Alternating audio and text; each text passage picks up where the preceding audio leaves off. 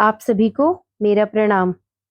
आज मैं जो कहानी आपके सामने लेकर आई हूँ, ये एक काली पत्नी की कहानी है, जो हमारे समाज के उजले परंतु खोखले सच को दिखाती है। तो चलिए शुरू करते हैं। अरे छवि, तुम सांवली हो, ऊपर से यह काली साड़ी, वो अच्छी दिखेगी क्या तुम पर? पहले ही तुम्हारे रंग को देखकर लोग ताना मारते हैं।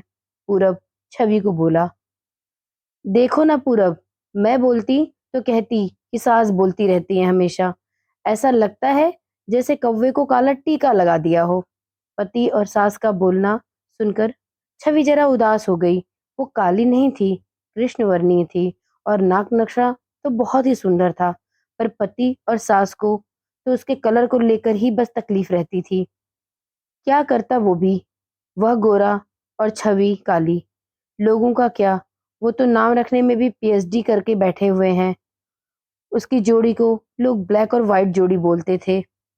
पूरब का मन तो वैसे साफ था, परंतु छवि को अगर कोई कलर को लेकर बोलता तो उसे जरा भी अच्छा नहीं लगता था।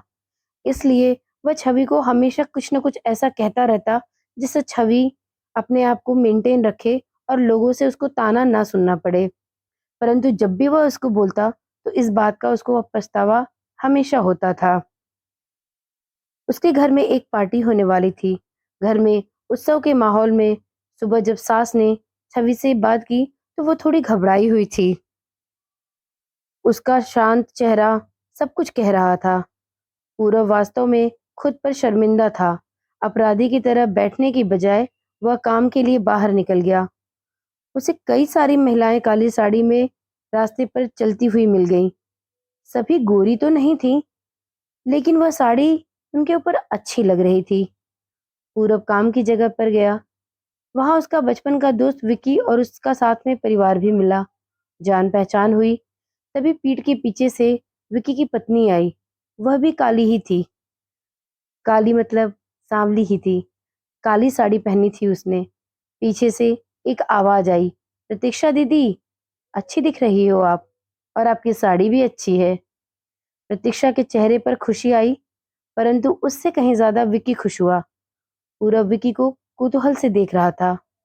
विक्की ने पूरब को देखा और वह उसके चेहरे के भाव को समझ गया। वो पूरब के सवालों को हल करना चाहता था। विक्की ने पूरब से सीधे ही पूछ लिया कि जो भी तुम्हारे मन में है तुम मुझे पूछ सकते हो, मैं तुम्हें उसका उत्तर देने के लिए तैयार हूँ। पूरब पहले तो हड़बड़ाया, फिर वह बोलने लगा कि नहीं नहीं, ऐसा कुछ भी नहीं है। विक्की ने पूरब से कहा, तुम मुझे नहीं जानते हो कि मैं लोगों के मन की बातें अच्छे से पढ़ सकता हूँ, और तुम तो मेरे बचपन के दोस्त हो, तुम्हारे मन की बात भला मुझसे कैसे छुप सकती है। विक्की आगे बोला, चलो ठीक है, तुम्हारा सवाल भी मैं ही बता देता हूँ। तुम यही सोच रहे हो ना कि मेरी पत्नी जो रंग से काली है और आज उसने काली साड़ी पहनी है, फिर भी वह और मैं दोनों इतना खुश कैसे हैं। पूरब सब कुछ शांति से सुन रहा था और कुछ भी नहीं बोल रहा था। विकी बोला, काला रंग ऐसा रंग है जिसमें दुनिया का कोई भी रंग मिला दे वह कभी नहीं बदलता। यानी कि किसी और रंग का संगत अपने अस्तित्व को कभी नहीं छोड़ता। यानी कि किसी और रंग की संगत में वह अपना अस्तित्व कभी नहीं छोड़ता। इसी प्रकार प्रतीक्षा भी दिल से एकदम उस कलर की जैसी है, कभी भी रंगीन ना होने वाली लड़की है।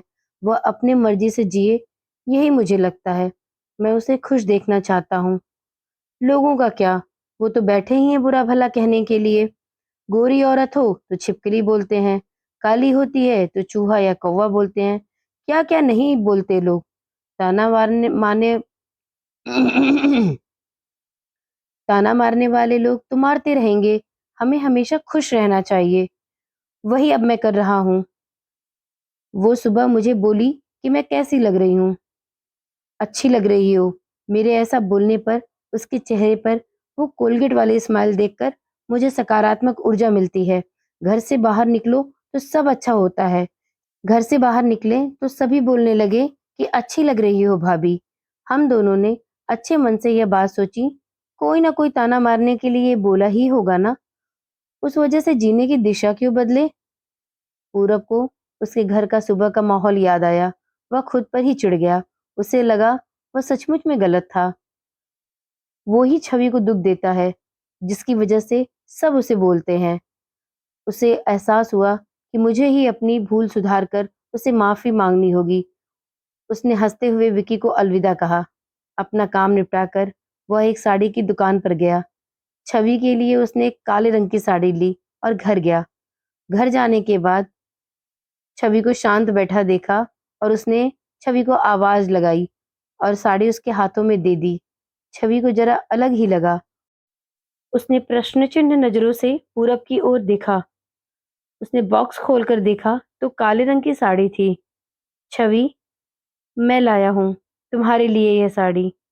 आज पहन के दिखाओ कैसी दिखती हो तुम। अच्छी नहीं लगी तो कोई बात नहीं, बदल देंगे साड़ी को।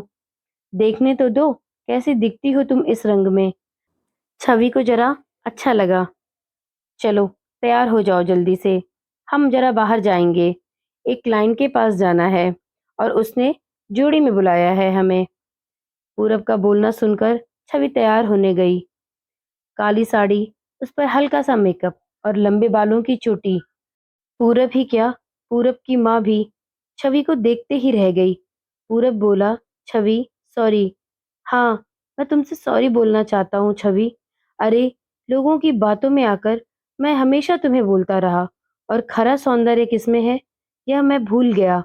रंग दो ही हैं, यह जानकर भी हम क्यों जीना छोड़ दें। अपनी खुद की पसंद छोड़ दें क्या।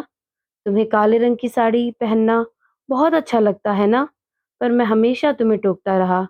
अब मुझे समझ में आया कि किसी भी रंग में रंगते वक्त मन साफ हो तो खूबसूरती निखरती है। तुम जैसे जीना चाहती हो जियो, मैं कभी भी तुम्हें नहीं बोलूंगा। और हाँ, सचमुच सुंदर दिखती हो तुम। तुम्हारे रंग पर अच्छा खिलता है यह काला रंग। छवि के चेहरे की लाली और भी ज्यादा बढ़ गई यह बात सुनकर। शर्मा कर वह पूरब से बोली, आप भी ना। पूरब ने छवि का मुस्कुराता हुआ चेहरा देखा और उसके बदले हुए विचारों से पूरब खुश हुआ। मन ही मन पूरब ने विकी को धन्यवाद किया, क्योंकि यह परिवर्तन विकी के ही शब्दों द्वारा हुआ था।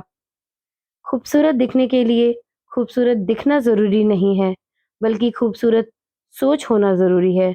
इंसान का मन अगर सुंदर हो तो इससे कोई फर्क नहीं पड़ता कि वह किस रंग का है।